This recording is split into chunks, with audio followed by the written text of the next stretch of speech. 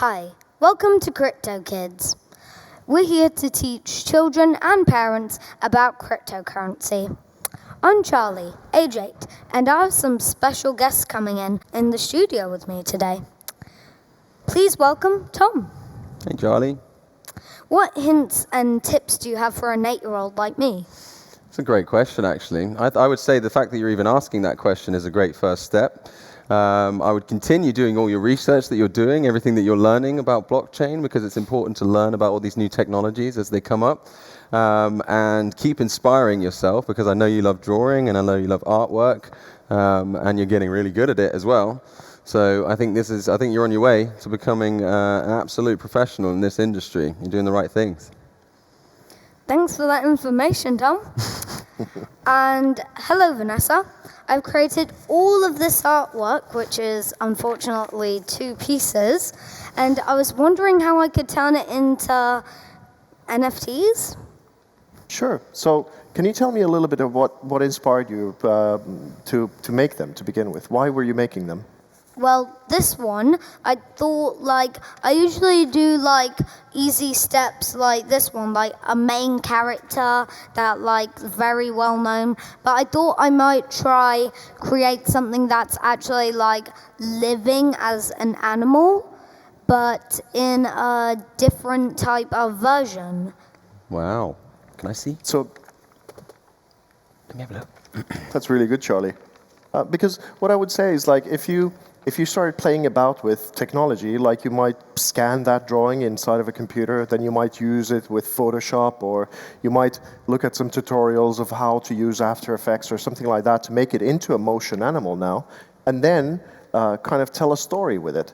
Something that is truly inspiring to you, something that you consider to be really, really fun. So start, because NFT really means, it's kind of like a glorified receipt, really. NFT is what it points to.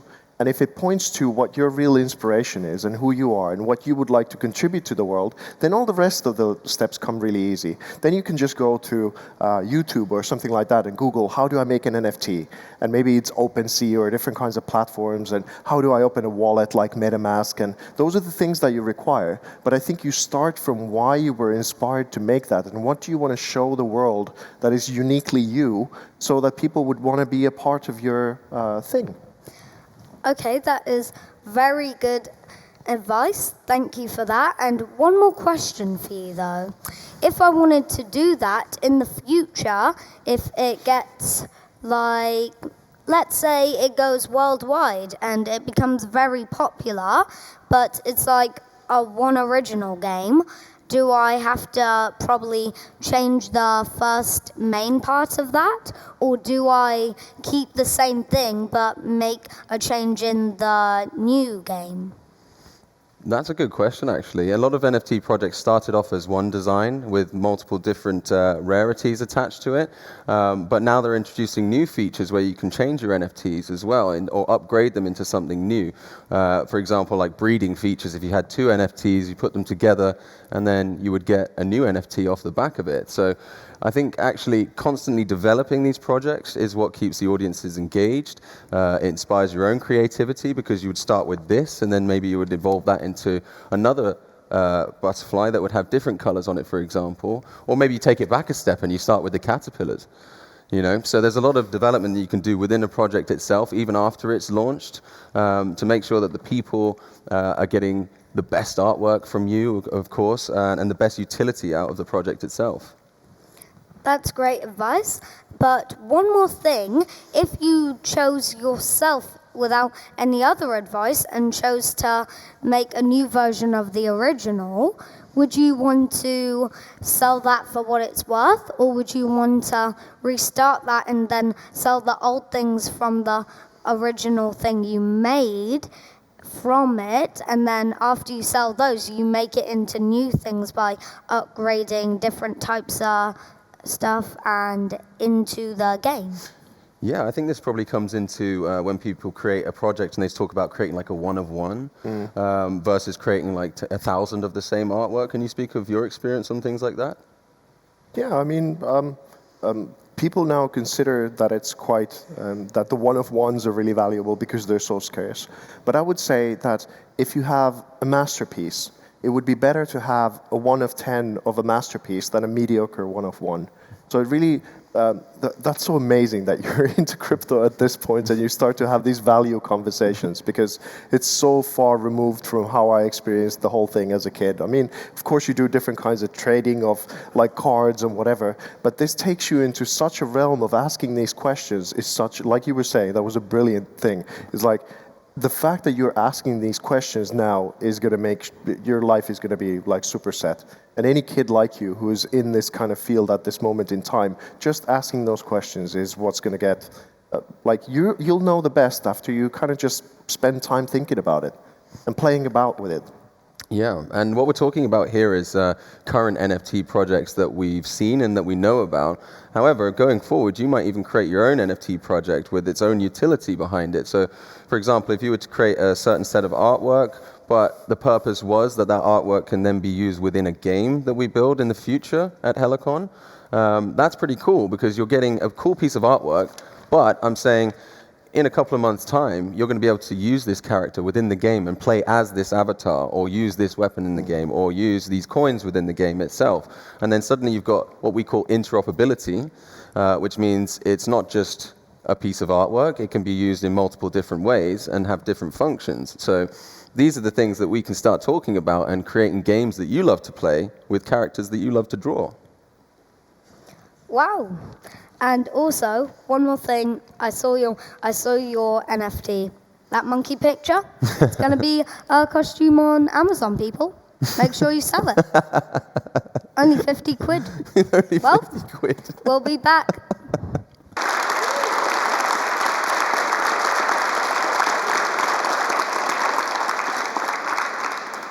My next question is for Eddie and Devin. I'm a big gamer and I really love playing games like Minecraft and Roblox. And how do NFT games, and how am I able to make money from them? Yeah. Fantastic question. NFT games can come in a few different forms, right? Because as we said before, NFTs is kind of, you own it, right? So let's say in Minecraft, you make your diamond sword. You go through all the work, you make the diamond sword, you enchant it, like it's really cool, but you don't necessarily own it at the moment because it's on your computer, but let's say the servers go down at some point, you just wouldn't have your diamond sword anymore. Whereas blockchain games, you then own it. Go for it. Yeah. Wait a sec, I think I know what you're saying, because I think I might have seen something that was like based on how NFTs work, because like most YouTubers, they do these videos where they sell like things like really big Minecraft mansions, and then they become marketplace creators and they sell it on the marketplace. You're saying that if you did NFTs, I could basically sell that, but instead of selling it for mycons or more valuable items, I could sell it for actual real life money from NFT? The concept is exactly the same. The only difference is the blockchain. So the blockchain is kind of like a information transfer system, right? But it's really, really like trustworthy. So you can trust that you own that mansion or you own that diamond sword. And it's potentially the only one, or potentially there are 10 of them, but you can prove that you own it. And that's what kind of NFTs are in gaming, is you then own what you've actually spent money on or you've spent time creating. So then it's basically like the exact same thing, but just on a different app or device or blockchain or NFT. Yeah, like exactly. That? Oh. Yeah, no, exactly. And what is the difference about blockchain and over normal games from like play to earn? Like, what's the difference? Oh, fantastic question, because play to earn is another way that kind of the crypto, blockchain, NFT space can integrate with games, right? So at the moment, you play loads of Minecraft, and you'll spend like 10 hours just like playing it non-stop, right? Well, while you're digging down, you're looking for your diamonds, you're going for copper, whatever you're going for. While you're doing that, you could be, in a play-to-earn game, actually generating tokens or generating cryptocurrency. You earn it from performing actions in the game. So you actually make money from playing games, which is like amazing, and very little difference between blockchain games and standard games. All it is that blockchain games are verified on the blockchain. So if Minecraft was on the blockchain, it would be a blockchain game, but it would still be the same game. Okay, but I'm adding this one in for you. So, like, if you already had it, but you still wanted to do the same thing with it, maybe if you wanted to, like, sell that thing on a different device, could you probably, let's say, sponsor it in that thing, and then, like, you show it on Minecraft, and then after you get that thing, after it's already sold, that means after that, it can be like sponsored by NFT or blockchain, so that means it still works the same way. Is that probably what like maybe an update or something like that would be probably? I think a good way of putting that is how would someone like yourself playing Minecraft extract value out of that game if it was a blockchain game? And Devin's definitely the right person to answer that for you. So essentially the NFTs that you earn in the game or the tokens that you earn from playing the game are tradable on what we call exchanges. So this means that you could take your Minecraft token, for example, and you could go and trade that with someone else for Ethereum or for Bitcoin, which allows you to take that value out of the game for yourself, so you can earn an income from it. Actually, wait. Quick thing that just popped up in my head.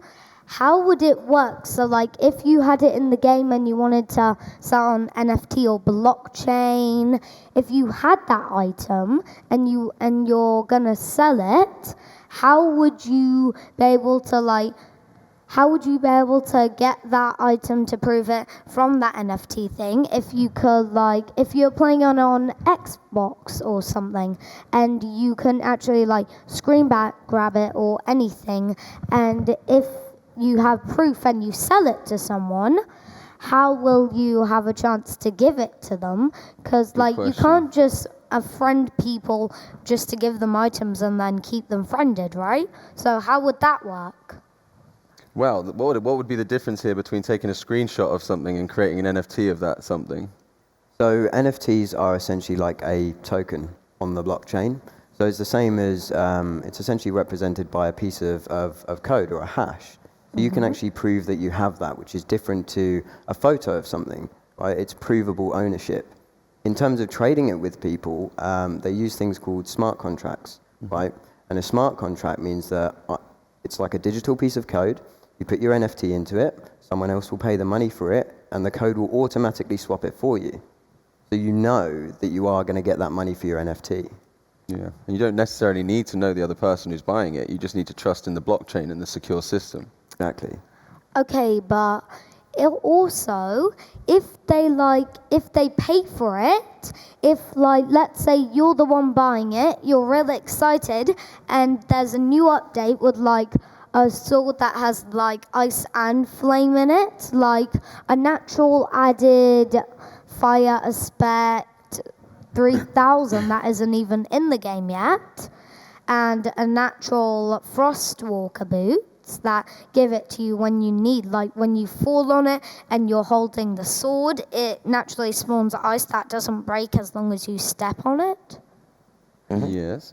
Yeah, if that happened and you were buying it, could you buy it with like actual NFT things? Like, could you, for example, buy it with blockchain or NFT, and then when you get that from the person that you're selling it to, they could make that NFT or blockchain into like real money? Because the real symbol of blockchain, you keep money in it and it gets more valuable. So if you put blockchain instead of real money paying into it, would that still be acceptable?